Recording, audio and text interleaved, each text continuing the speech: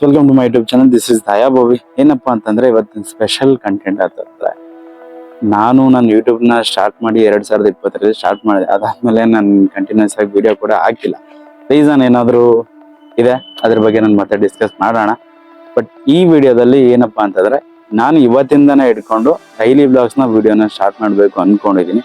ನಾನು ಕೂಡ ಹಳೆದೆಲ್ಲ ಇದು ಮಾಡಿ ಮತ್ತೆ ಹೊಸಕ್ಕೆ ನಾನು ಅಪ್ಡೇಟ್ ಆಗಬೇಕು ಅನ್ಕೊಂಡು ಇವತ್ತಿಂದನೇ ಸ್ಟಾರ್ಟ್ ಮಾಡೋಣ. ಇವತ್ತು ಡೇಟ್ ಬಂದ್ಬಿಟ್ಟು 1 ಮಾರ್ಚ್ 2026. ನಾನು ಯೂಟ್ಯೂಬ್ ಚಾನಲ್ ಸ್ಟಾರ್ಟ್ ಮಾಡಿದ್ದು 2020. ಇವತ್ತಿಗೆ 6 ವರ್ಷ. ನನಗಿರೋ ಸಬ್ಸ್ಕ್ರೈಬರ್ಸ್ ಓನ್ಲಿ 320 322 ಅಷ್ಟೇ ಇರೋದು.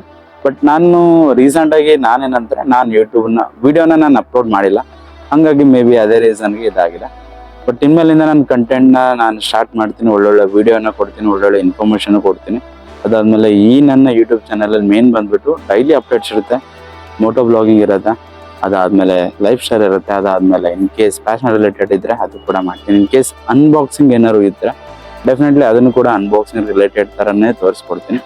ಮೇನ್ ಈ ಯೂಟ್ಯೂಬ್ ಚಾನಲ್ಲಿ ಇವಾಗ ಸ್ಟಾರ್ಟಿಂಗ್ ಬಂದ್ಬಿಟ್ಟು ಡೈಲಿ ಬ್ಲಾಗ್ಸ್ನ ಅಪ್ಲೋಡ್ ಮಾಡೋಕೆ ಸ್ಟಾರ್ಟ್ ಮಾಡ್ತೀನಿ.